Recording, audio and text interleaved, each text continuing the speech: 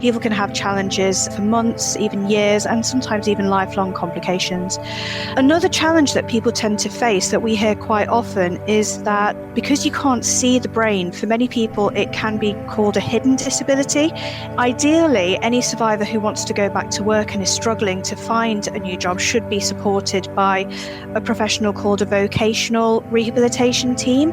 Volunteering is always a great opportunity. Hi, and welcome everybody, and we hope you enjoy this podcast called On the Tip of My Tongue. Now, I'm Rob Edwards. And I'm Jonathan Hirons. And this podcast is a follow-up to a film which Jonathan made about aphasia. So, what is aphasia? Well, it's a condition caused by some kind of injury to the brain, which is often, could be a stroke, or could be just falling off a bike. And it affects your ability to use language in all its forms. Speaking, writing, reading, sending text, whatever. 350,000 people in the UK suffer from a debilitating condition called aphasia. Fewer than half this number suffer from Parkinson's, and yet most people have heard of Parkinson's, whilst almost nobody has heard of aphasia. Loving the podcast? Subscribe for more episodes and support the journey. Your donations help keep the show thriving. Please go to tipofmytonguefilm.com.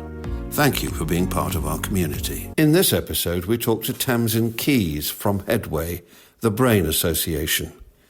She gives us her insights about how returning to work affects people with brain injuries. Good afternoon. My name is Tamsin Keyes and I am the Publications and Research Manager at Headway, the Brain Injury Association. We are a UK charity that support people affected by all types of acquired brain injury, supporting both people with first-hand experience of sustaining a brain injury, as well as their families and loved ones. Thank you, Tamsin, for coming on the podcast. It's great to have you here. Just talk a little bit more about what brain injury is and how it affects people. Of course. So let's start off with some basics about what a brain injury is. It's basically any injury that has been sustained to the brain. So that can either be through an accident or an illness or some sort of medical complication. When we're talking about injuries through accidents where both the head and the brain have been injured, for example, after a road traffic collision or a fall, or even something minor like a sporting accident where players have collided into one another with quite a strong force, these types of brain injuries are known as traumatic brain injury. So in these, there's been a trauma to the head, and that's caused the brain to get injured as well.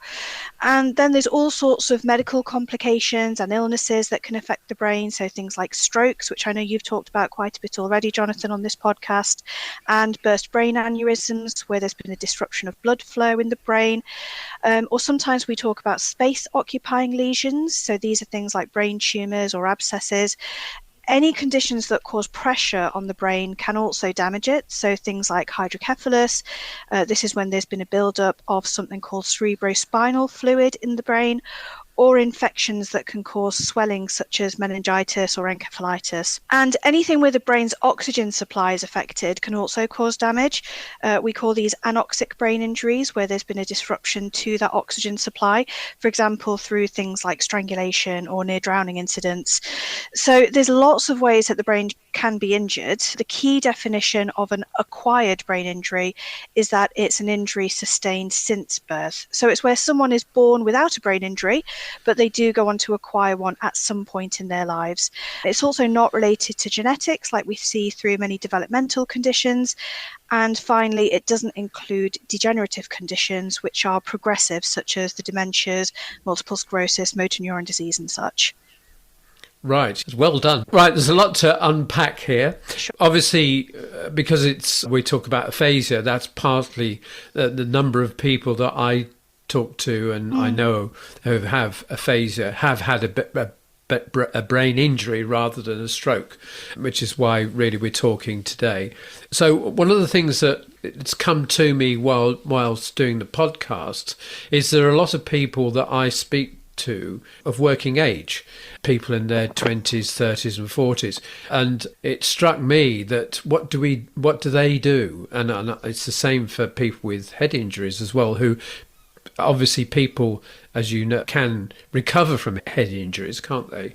So what do they do with the rest of their lives? And this is really why we're talking today. So in your experience, so what people who've had a head injury, they've got over it in one way or the other and is able to go to work, would like to go back to work. What problems do they encounter, do you think? It's a really good question, and a very common experience for a lot of people as well, that for many people, when they go through that experience of first sustaining the injury, being treated in hospital, undergoing possibly some rehabilitation afterwards, many people are really keen to go back to, I guess, a sense of normality after that injury. They want to go back to returning to work, returning to socializing with colleagues, and regaining that sense of their old life back.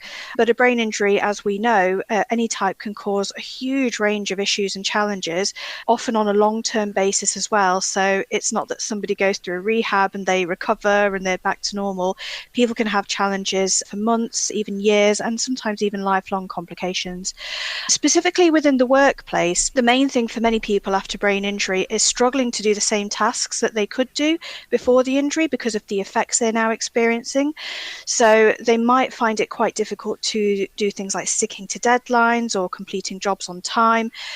Many people have to multitask as part of their job if there's lots of things to do, or they might simply not feel confident enough or safe enough to complete certain types of jobs that they did before. There's so many different types of injuries and as I've already explained, and multiple different types of effects that people can experience, and any of those can affect the ability to complete lots of different types of roles and responsibilities regardless of what the actual job is.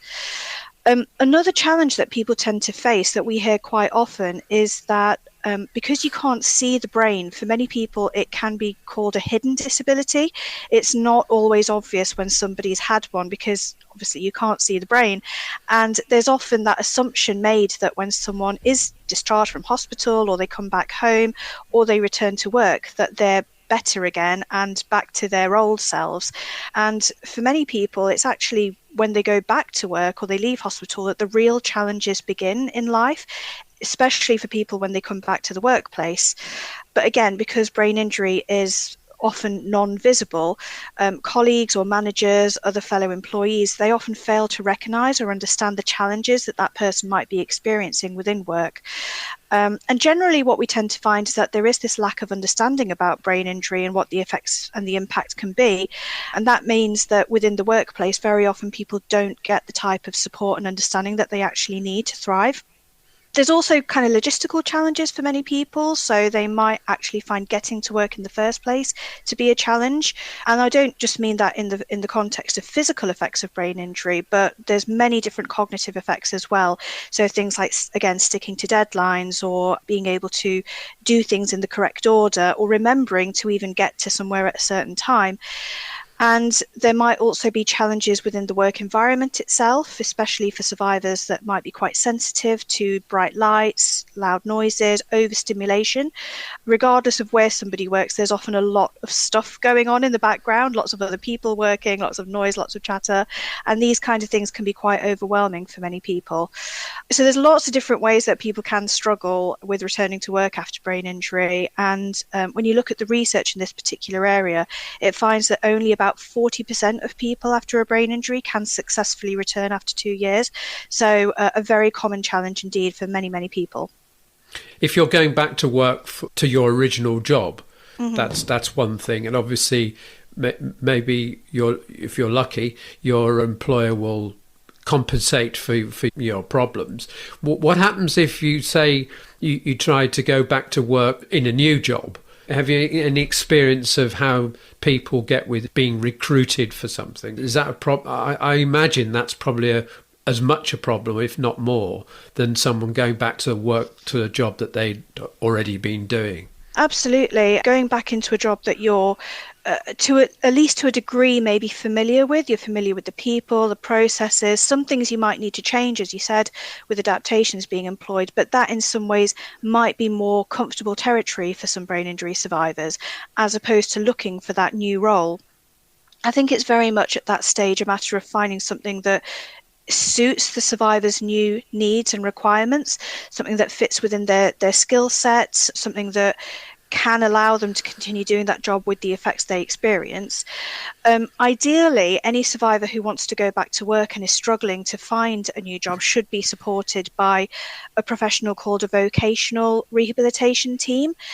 These are professionals that specifically support people with returning to work after an illness or an injury, or an occupational therapist. So these are professionals that can support people with returning to sort of regular daily activities. Both of these types of professionals might be accessible through rehabilitation that the person's already had, but people can also go to their GP to request referrals if there are services in the area, or there's always private options available for people as well. There's also, within job centres, professionals called disability employment advisors. So these are specific professionals that can work with anybody with a disability to identify a suitable job for them, something that fits, again, with that skill set. And for people that are really struggling to go back to full-time work or finding an opportunity that suits them immediately, volunteering is always a great opportunity to kind of do a bit of work in a less committed and less professional way, something that's a bit more flexible, something that can accommodate their needs, but it is a lovely stepping stone to then getting back into paid employment.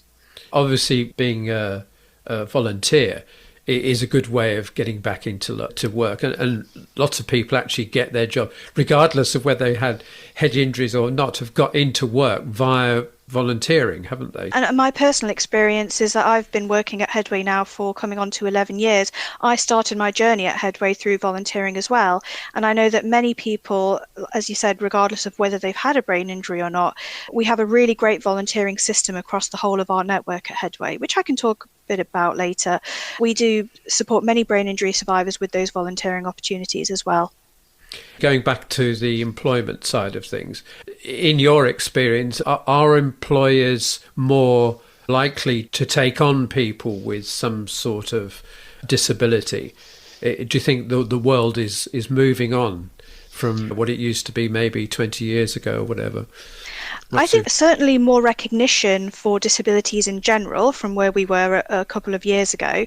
There's also more emphasis on things like mental health. So again, we're talking about those invisible disabilities that you can't see somebody's affected, but there is more of a recognition now that people, they might present typically, but they might have all sorts of challenges going on cognitively, mentally, psychologically. So certainly there is a greater awareness of that, but I do think there's still quite a way to go with understanding about brain injury. It's still a condition that not many people particularly understand unless they have that first-hand experience, which unfortunately is usually the way people tend to learn about it, and especially learning about all of the non-visible effects and impacts of the injury. There's certainly employers that have signed up to a disability positive scheme where employers can register for this, they get the accreditation, and then they can use that to show that they are more positive about employing people with a disability. So that's quite a positive initiative that's been established. But it's also important for people with that personal experience of things like brain injury to know what their legal rights are as well within the workplace. Under the framework of the Equality Act, people with disabilities have got a legal right to ask for adaptations to be considered within the workplace. And so it becomes the employer's responsibility, their legal duty, to consider those kinds of adaptations. So I think it can be quite empowering for people to know that they do have that legal right within the workplace and they can ask for those sorts of things to be considered as well. The problem I see, and I've talked to somebody else about this particular subject, is that when you get down to smaller businesses, say under 20 people, however the company wants to be inclusive, it's not in a bigger company you can spread people out, but I think in a small company or smaller companies it's difficult, isn't it, for them to be inclusive. It's very much a matter of sitting down with each individual employee that has those requirements and talking to them about what does suit them. Sometimes it might not be a massive change. It might be something like being more flexible with their working hours, or offering part-time hours instead of full-time, or just changing some of their responsibilities to make it more manageable. When we're talking about these kinds of adaptations that employers have got that legal duty to make, we're not just talking about providing expensive equipment or installing ramps or physical adaptations. We are talking about things like flexible working hours, or checking in a bit more regularly to make sure that they're staying on track, or, having some sort of a system where that survivor knows who to talk to if they are struggling. It can be simple things like that that hopefully can be accommodated in any workplace setting, whether that's large or small. But again, it's about people knowing that they have the right to ask for that under the framework of the Equality Act, and also then just being willing to have that open and honest conversation and discussion with their employer. People with brain injuries, unless there is a safety consideration, they're not under any legal obligation to disclose their brain injury, but it often really helps to get that conversation going with an employer to say, actually, I'm really struggling with something like fatigue in the mornings. Can I start work that little bit later? And maybe that's all they need just to make that role a bit more suitable for them. That if people are having real difficulties within that workplace environment and they're not having those kinds of things addressed or listened to, there are organisations like HR teams, if there is an HR team within the workplace that they can talk to. Externally, there is an organisation called ACAS, so they can provide that kind of workplace-related disputes or questions. They can give free and impartial advice on those sorts of matters as well. So there's usually some sort of agency that can give some sort of advice within those sorts of situations. And of course, we have our helpline from Headway as well. But again, I can talk more about that later. Enjoying the podcast? Subscribe for more episodes and support the journey. Please go to tipofmyfilm.com in the description. Thank you.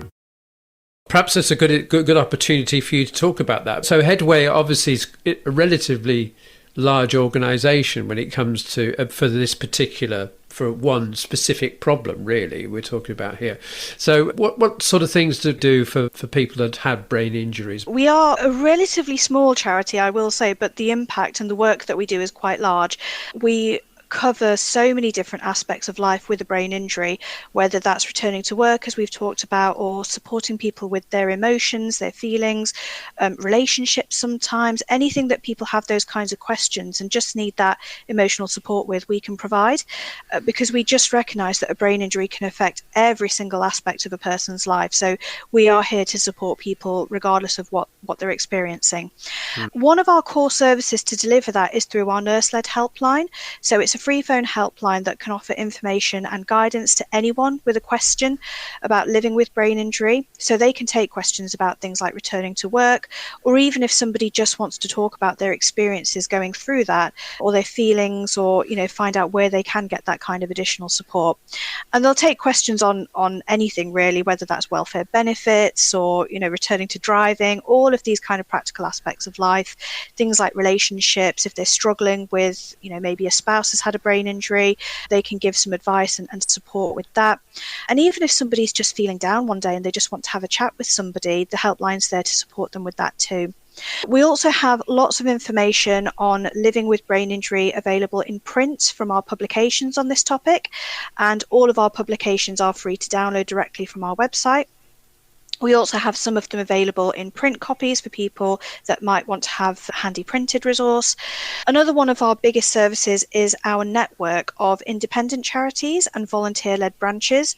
So these are local services, and we have about 120 of these across the whole of the UK.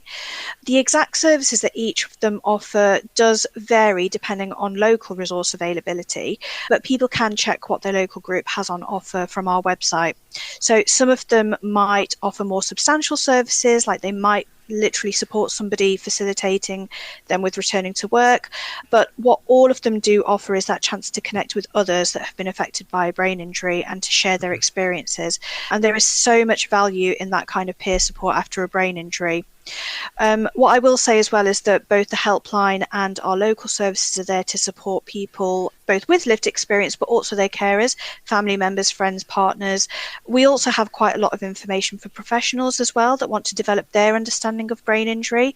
So we offer training sessions, we offer webinars. Anybody with that kind of inquiry about brain injury, we can support them in the best way that we can. And every May, we run a campaign week called Action for Brain Injury Week. And this is where we raise awareness of an issue that's of particular relevance and importance to the brain injury community. I mention that because this year's ABI week will focus on the fluctuating nature of brain injury, how the effects can sometimes be more problematic on some days than others, and sometimes they're present and other times they might not be. And we'll be raising awareness of this so that groups such as friends and employers can better understand why it is that someone with a brain injury might be completely different on one day compared to the next.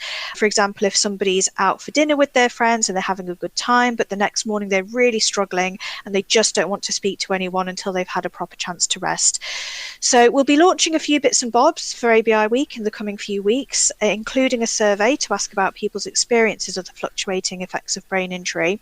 And part of this will be to identify ways to share some of these findings with employers so that we can give them that better understanding of brain injury and how they can better support somebody with a return to work. That's fantastic stuff. As you know, aphasia can be part of brain injury. And some of the things that you talk about are being done in the aphasia community. I think drop-in groups are one of the biggest pluses that you get, and I'm sure it's the same with you, is if you can get people together and talk about their problems together, because you've all got the same problem, you get some good discussions going with people. Talking to people in the aphasia community, that's the biggest takeaway for them, is to go and talk to some other people, you know, locally. And I think it's back to the local groups, isn't it? And it will change depending on where you live. You'll get slightly different experiences, but the point is that you get to talk to people, and also you can let off really about the problems that you're having, and you'll find out that everybody's got the same problem as you anyway, or similar to you. It really is, and there's so much value in having that kind of support from people that understand the real nuances of living with these kinds of conditions. You know, there's a lot of talk about kind of the clinical impact of these conditions, you know, some of the physical effects that people experience, but there's so much more that goes into it. It's things like the trauma of being in hospital and going through that process. It's the change in your personal identity. It's the change in how you feel in terms of your confidence and your assertiveness. All of these are things that are more peripheral issues, but they are so at the heart of people's experiences when they've been through something like a brain injury. Identity is one of the biggest ones, because people find that their identities change, and that's such a difficult thing for other people to understand. So it's all of these kinds of more complicated topics, but it's giving that opportunity and that space to talk about them with others that completely get it. They completely understand what that feels like. It's such a non-judgmental space when everybody's coming at it from the same angle. Whereas many people with a brain injury, they, you know, with the best will in the world, their friends don't understand what they've been through. So they might say things that seem a little bit insensitive, you know, things like if somebody does have memory challenges after a brain injury and they can't remember information, friends might say things like, oh, I've got a terrible memory too. It's something we hear so often, but that can be so frustrating for people when they know it's not the same thing. So it's having that kind of environment where they can have those conversations without the judgment, without the kind of the stigma associated with it. There is so much to be said for that peer support. Yeah, it's a bit like aphasia. People say, well, I forget things all the time. And you say, well, no, it's not like that at all, actually. Yes, yeah. And the other thing with aphasia is, again, it's that lack of understanding that people, if you don't have something like a stutter, or, you know, you don't have something where physically your conversational style is affected, people just don't understand that there's a whole cognitive component of communication. There is so much that goes on in the background in the brain with thinking of what word you need, retrieving that word, articulating it, using it in the right context. But people very often don't know that, so they don't see that somebody can have something like aphasia. It's hard work. I mean, having a conversation, to me, if I have a conversation with somebody, it's quite hard work, because I have to process it at the same time. And obviously I'm thinking slightly ahead, thinking, do I know the words that I'm going to say? And it must be the same with people with brain injuries as well. It's all to do with your cognitive side of you, isn't it? That's right. It's quite cognitively demanding to to have a conversation. There's so many background things that go into that, and whether that's a cognitive communication aspect or whether there's other things going on, so memory and knowing the right social cues, the right social context to say different things. There's a lot that goes on in the background with communication, and it's just one of the things that we try and propagate as a message to others to help is to just give people with brain injury that little bit of extra time to think about things, to formulate their responses, to process the information, recognize that sometimes conversations might be that little bit slower, they might need a bit more time, they might need things to be repeated, but all of these can make such a difference to having a conversation with somebody affected by brain injury. Well, that's a lot of information. Hopefully helpful information. Well, it will be. So is there anything you want to, in wrapping up, is there anything you want to say about you and Headway? I think I'll just finish off by saying if people are affected by any type of acquired brain injury, so that does include traumatic, it includes stroke, tumours, meningitis, anything where the brain has been injured, they can visit our website to find out more.